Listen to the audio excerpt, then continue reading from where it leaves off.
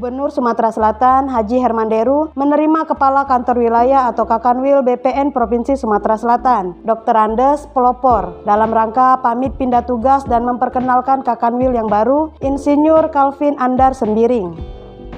Ia berharap Insinyur Calvin Andar Sembiring dapat konsisten dalam menjalankan peraturan yang mengharuskan ada rekomendasi Gubernur Sumatera Selatan mengeluarkan produk sertifikat.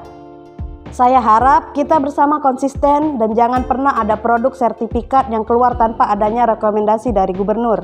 Tegasnya Rabu 2 Februari 2022. Selain itu, Hermanderu juga menyampaikan bahwa saat ini Pemprov Sumsel tengah berfokus pada pembangunan Pelabuhan Tanjung Carat yang merupakan proyek strategis nasional atau PSN.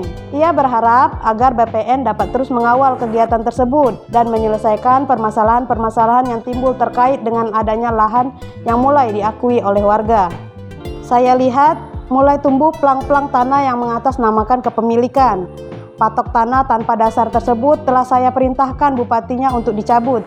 Saya harap BPN juga dapat mengawal kegiatan pembangunan Pelabuhan Tanjung Carat dan menyelesaikan setiap permasalahan yang timbul, ungkapnya.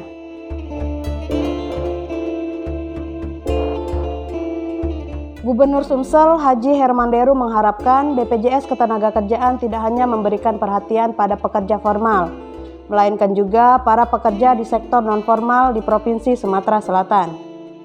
Kita ingin masyarakat Sumsel itu nyaman dalam bekerja, apalagi kita melihat masyarakat kabupaten kota itu banyak sekali pekerja di sektor non-formal, mulai dari pedagang kaki lima, buruh parkir, nelayan, dan sebagainya. Mereka ini warga kita juga yang butuh perhatian yang sama dengan pekerja di sektor formal. Tegas Hermanderu saat Deputi Direktur Wilayah BPJS Ketenagakerjaan Kantor Wilayah Sumbaksel Eko Purnomo di ruang audiensi Kantor Gubernur Senin 31 Januari 2022.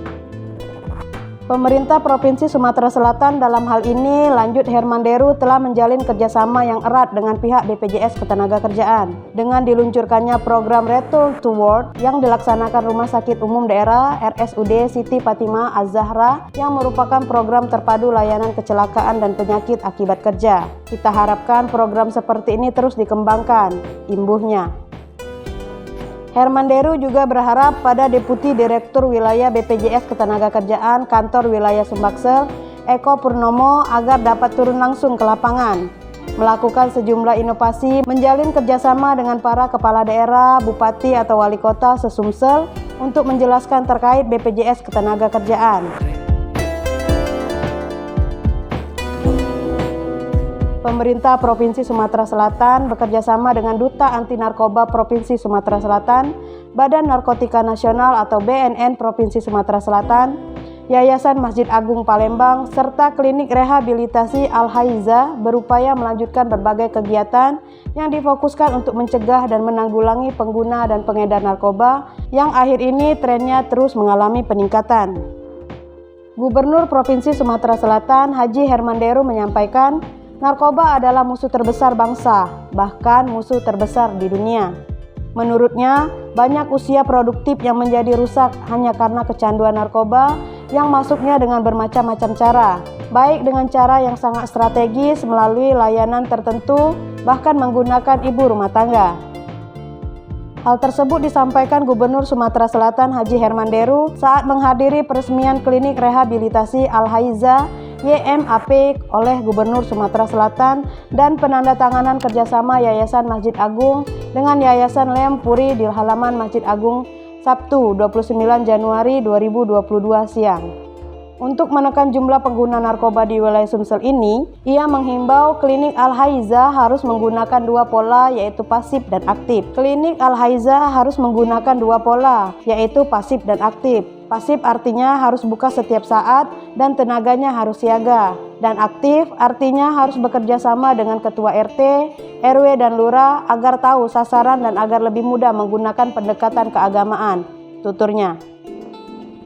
Herman Deru juga menyampaikan tujuan dari pendirian klinik rehabilitasi ini adalah angka penggunaan narkoba bisa berkurang, bahkan syukurnya bisa lenyap. Mudah-mudahan langkah baik ini menjadi langkah yang diridhoi Allah Subhanahu wa Ta'ala dan mendapatkan manfaat, karena sebaik-baiknya manusia adalah manusia yang berguna bagi orang banyak, pungkasnya.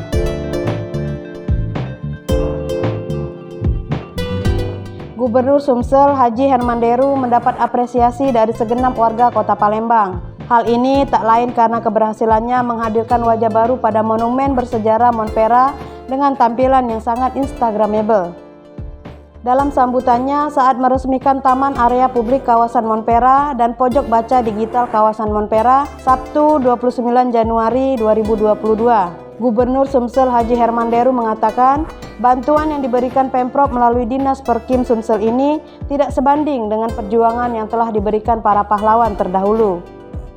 Melalui perbaikan wajah baru Monpera tanpa meninggalkan bentuk aslinya, diharapkan dapat menjaga spirit perjuangan yang telah dicontohkan para pejuang. Kita, Pemprov, ingin bantu Palembang dari berbagai sektor. Jadi bukan hanya infrastruktur jalan, jembatan, dan drainase yang kita bantu, tapi saya juga ingin membuat warga Palembang bahagia. Karena kalau warganya bahagia, jadi semangat membangun daerah, ujarnya.